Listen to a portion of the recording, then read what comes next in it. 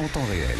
Et une actualité américaine chargée. Grégory Volokin avec nous en duplex depuis New York, président de Mescart Financial Services. Bonjour Grégory. Bon, quelques mots sur les stats du jour. Alors il y a beaucoup de chiffres immobiliers, les mises en chantier, les permis de construire, un indice de prix également pour l'immobilier américain dans les grandes agglomérations. Mon attention est retenue à l'instant par l'indice de confiance du consommateur pour le mois de mars, Grégory, l'indice du Conference Board, qui chute de manière inattendue et qui chute de manière assez marquée sur le mois de mars, Grégory. Absolument. Il baisse. On peut se poser 2 ou 3 questions en se demandant pourquoi. Sauf que, tout en baissant, il reste quand même à des niveaux extrêmement élevés historiquement. Donc, je dirais, il n'y a sûrement pas un changement vraiment d'attitude vis-à-vis de cet indice de confiance. Par rapport à l'immobilier, c'est un peu plus délicat parce que vous savez que c'est un indice qui va un peu dans tous les sens. C'est clair que le mois de février, pour des mises en chantier, c'est pas le meilleur moment de l'année. Mais quand même, il y a une nette baisse. Alors cette baisse, elle est explicable par plusieurs facteurs. Outre, je dirais, le facteur de la météo, il y a aussi le facteur que, en fait, les maisons sont devenues quand même très chères aux États-Unis. C'est ce qu'on appelle l'affordability. Et que donc, pour acheter une nouvelle maison, il faut de plus en plus d'argent et les gens n'ont pas forcément la possibilité continuellement d'acheter des nouvelles maisons. Donc ce tassement n'est pas un signe d'inquiétude, mais plus un signe vraiment là du renchérissement et à quel point les maisons sont devenues très chères aux États-Unis. Bon, voilà pour la partie statistique aujourd'hui entre l'immobilier et la confiance du consommateur. Sur les entreprises, Grégory, on voit le titre Apple qui repart de l'avant, qui gagne entre 1,5 et 2% ce début de séance à New York. Alors, on parlait des annonces avec vous hier après-midi avant la keynote d'Apple. On peut y revenir après les annonces, Grégory. J'ai vu beaucoup qui soulignaient l'intérêt du lancement de la carte, de l'Apple Card, une carte physique de paiement, bien sûr, qui va être intégrée à l'écosystème Apple Pay, partenariat avec Goldman Sachs et Mastercard, et évidemment qui crédibilise très largement l'ambition d'Apple dans les paiements. Qu'est-ce que vous en retenez, Grégory ? Je retiens que c'est un peu une surprise puisqu'on n'attendait pas forcément une carte de crédit de la part de Apple. Donc c'est bien d'avoir une offre de plus. Ils essayent de capturer le plus possible de revenus qui viennent déjà de leurs clients. Par rapport aux détails de cette carte de crédit, il y a 2 choses à dire. Une chose, c'est que elle a une sorte de gadget qui est assez intéressant. Elle va vous permettre, si vous avez la carte et l'application Apple Pay, de voir exactement, par exemple, ce que vous dépensez par catégorie d'achat, quel est le coût de votre crédit. C'est toujours bien de pouvoir manager comme ça ses dépenses. Ce qu'ils promettent, par contre, c'est 2% de cashback, c'est-à-dire que chaque fois que vous faites un achat, vous allez toucher 2%, en gros, qui vont aller dans un compte cash. Ça a l'air très attirant, sauf que il y a déjà beaucoup de banques qui le font aux États-Unis, comme d'ailleurs Citibank. Donc, je dirais cette carte, elle va avoir des utilisateurs, c'est clair, parce que Apple a une très grosse base de clients. Est-ce que ça va changer vraiment la donne pour Apple ? Certainement pas. On attendait Apple plutôt au tournant de plusieurs choses, la plateforme de jeux. Là, je dirais que personne ne se pose trop de questions. Elle va exister, cette plateforme, et on sait aussi en fait que elle va être sûrement payante, sauf qu'on ne sait pas le prix. La télévision, elle va exister, mais plus tard que prévu, puisque là, on parle d'un lancement au mois de septembre. Là, il y a peut-être une petite déception que ça soit dans si longtemps, et on ne sait pas le prix. La seule chose dont on sait, en fait, que ça va être une source de revenus qui a été chiffrée, c'est ce qu'ils appellent Apple News, donc cette faculté de pouvoir s'abonner à environ 300 journaux et magazines pour 9,99 $ par mois. Donc, l'ensemble des commentaires est ni enthousiasme, ni particulièrement critique. Ils disent attendons d'en savoir plus. Peut-être que la principale critique, c'est que en fait, on n'a pas appris tellement de choses hier qu'on ne savait pas encore. On attend vraiment d'avoir des chiffres durs et, par exemple, au niveau du contenu sur Apple TV aussi, de savoir exactement quels vont être les partenaires de Apple TV. Bon, petit manque de détails peut-être pour apprécier à sa juste mesure les ambitions et ce qu'Apple est en train de construire dans les services et dans les contenus. C'est grosso modo 15% de son activité aujourd'hui, avec des ambitions importantes évidemment, hein, les services comme un relais de croissance pour Apple avec les ventes d'iPhone. Évidemment, restons dans le monde de la tech, Grégory, puisque la tech est partout, y compris dans les magasins McDonald's où tout est de plus en plus interactif, et c'est bien pour ça que McDonald's annonce aujourd'hui une acquisition. Je ne vais pas dire structurante parce que le montant est assez faible, on parle de 300 millions de dollars, mais McDonald's n'a pas l'habitude de mener ce genre d'acquisition, et c'est quand même une acquisition importante dans le monde de la tech. C'est une société israélienne, Dynamic Yield, qui est rachetée par McDonald's aujourd'hui, Grégory. Quel est l'intérêt de cette acquisition? Qu'est-ce que McDonald's veut en faire?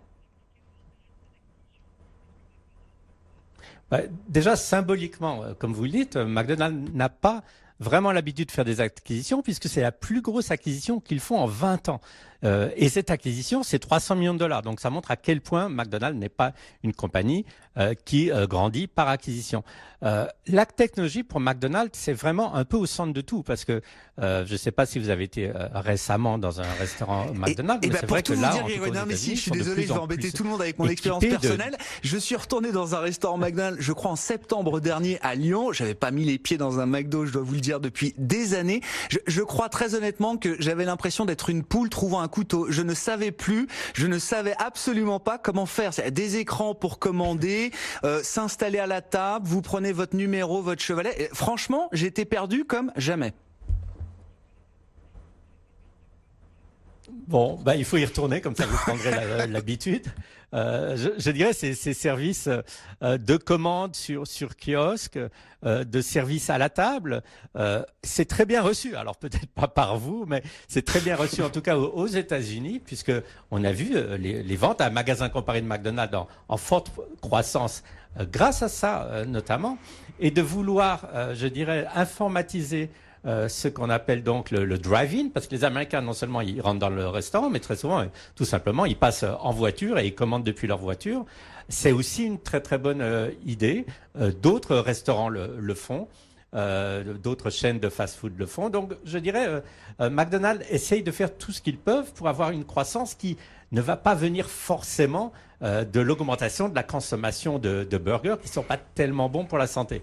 Donc, ils font ce qu'il faut au bon moment, et je vous encourage à retourner dans un McDonald's. Non, mais cette expérience-là, je la racontais pour montrer. La deuxième fois, l'expérience sera meilleure. Ah oui, plus profitable peut-être. Non, je m'en sortirai mieux, ça c'est sûr. Non, mais j'avais vraiment été impressionné par la transformation de la logistique et de l'intérieur de ces restaurants McDonald's. Finalement, le truc qui a le moins changé, ça reste peut-être les burgers chez McDo, effectivement, qui sont à peu près toujours les mêmes.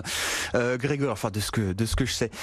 Bon, quittons le dossier McDonald's. Bon, le marché apprécie quand même l'idée de plus de technologie dans les restaurants McDo. Le titre McDo gagne 1,4% cet après-midi. Grégory, il faut qu'on parle d'Uber qui est en train de préparer activement son introduction en bourse. En tout cas, Uber qui annonce l'acquisition de Careem, société concurrente, rivale, enfin désormais rachetée par Uber, basée à Dubaï pour un peu plus de 3 milliards de dollars. C'est intéressant parce que ces dernières années, Uber avait eu plutôt tendance à désinvestir des marchés, à vendre et à sortir de certains marchés importants, parfois la Chine et la Russie notamment. Là, on a le sentiment d'un virage, en tout cas Uber, l'appétit d'Uber redevient un peu plus important. Là. Oui, et je pense qu'on peut voir ça comme quelque chose d'extrêmement positif pour Uber. Vous savez combien de fois je critique ce genre d'acquisition, mais là, dans ce cas-là, qu'est-ce qu'on voit? On voit que c'est un accès en position dominante dans des pays avec une forte croissance, au moins du nombre d'utilisateurs, des pays tels que l'Égypte, par exemple, que c'est aussi avant son IPO, avant son introduction en bourse, la façon pour Uber de montrer qu'ils ont des relais de croissance, puisque comme vous le dites, ils se sont désengagés non seulement de Chine, mais d'autres pays d'Asie. Donc là, ils vont être en gros leaders dans les pays du Moyen-Orient avec Careem. Donc, je dirais, c'est une acquisition extrêmement intéressante. Ils n'auraient pas pu faire ça eux-mêmes parce que c'est quand même une compagnie qu'ils acquièrent qui fait les choses un tout petit peu différemment. Par exemple, quand vous utilisez l'application qu'ils sont en train de racheter, vous pouvez payer cash. Ce qui est pas du tout quelque chose qu'on peut faire avec Uber en France ou aux États-Unis. Donc, je dirais là aussi, ça leur permet de s'adapter d'une façon très rapide à la demande de pays où peut-être l'utilisation de Uber ou de ce genre de transport est différente. Alors, mettons juste un seul bémol parce que c'est quelque chose dont on parle beaucoup, la protection des données. On entend que, par exemple, la compagnie en Égypte a accepté de donner au gouvernement toutes les données correspondant aux déplacements de ses utilisateurs, aux adresses, etc. Donc ça, évidemment, c'est peut-être une petite faille au niveau de la protection des données qu'on pourra critiquer si Uber ne redresse pas la barre à ce niveau-là. Vous n'avez pas envie d'être forcément suivi par le gouvernement chaque fois que vous prenez une voiture Uber. Mais c'est peut-être le seul bémol, autrement, à une acquisition qui semblera être porteuse de croissance et bien reçue, surtout, je dirais, donc dans l'optique de l'introduction en bourse future et sûrement assez prochaine de Uber. Ouais, dans les prochaines semaines peut-être. Avant cela, on verra ce que donne Lyft, l'introduction en bourse de Lyft qui est prévue en fin de semaine sur le marché américain. On aura évidemment l'occasion d'y revenir très largement avec vous, Grégory. Un mot de politique pour finir, pour comprendre pourquoi Donald Trump repart en guerre totale contre Obamacare.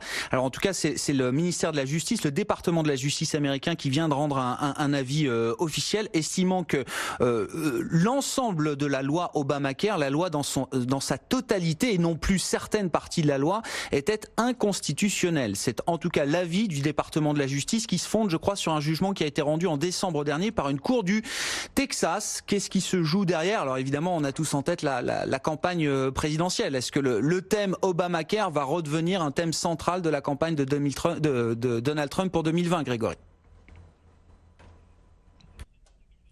La réponse, c'est que ça va devenir un thème central pour Trump avec cet argument, enfin pas cet argument, mais ce slogan, il faut annuler Obamacare, mais ça va devenir surtout un thème central aussi et certainement pour les démocrates, parce que la santé et l'accès à la santé, c'est vraiment un des sujets de préoccupation les plus importants aux États-Unis. Donc là, en gros, Trump, il se positionne, il parle vraiment à sa base, comme d'habitude. Ce qu'il faut dire, c'est que le département de la justice, qui émane évidemment de l'administration de Donald Trump, ils ont un argument vis-à-vis de cette loi.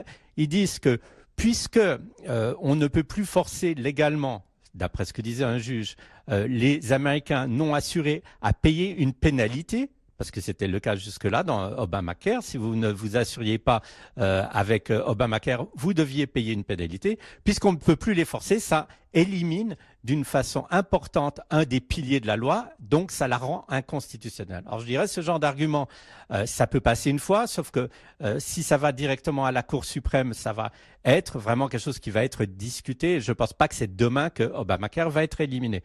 Pourquoi je ne le pense pas? C'est parce que si on regarde les conséquences de l'élimination actuelle de Obamacare, qui est quand même maintenant rentrée dans les mœurs depuis très longtemps, plus de 100 millions d'Américains perdraient ou tout ou une partie de leurs assurances santé, ce qui semble absolument inimaginable. Donc, excellent peut-être argument électoral pour la base de Obama, mais Obamacare et surtout les programmes de santé, ça va être vraiment un des principaux piliers au niveau de l'élection 2020. Merci beaucoup Grégory. Grégory Volokin, président de Mescart Financial Services, qui contribue tous les jours à Intégral Bourse en duplex avec nous depuis New York. Votre rendez-vous avec Garance, assureur